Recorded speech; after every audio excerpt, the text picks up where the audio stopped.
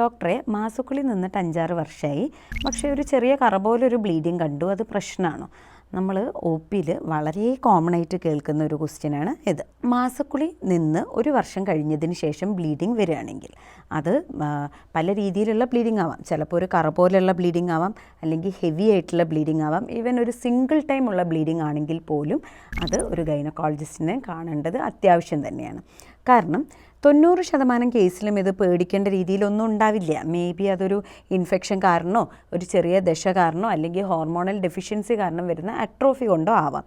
But 10% കേസിൽ അത് ഗർഭാശയ ക്യാൻസറിൻ്റെ ഒരു ഏർലി വാർണിംഗ് സൈൻ ആവാം.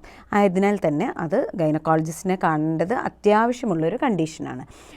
ഒ പി ബേസിസിൽ തന്നെ ചെറിയ ചില ടെസ്റ്റുകളിലൂടെയും ഒരു ബേസിക് അൾട്രാസൗണ്ടും ചെയ്തു കഴിഞ്ഞാൽ നമുക്കത് കുഴപ്പമില്ലല്ലോ എന്നുള്ളത് മനസ്സിലാക്കാനും പറ്റും.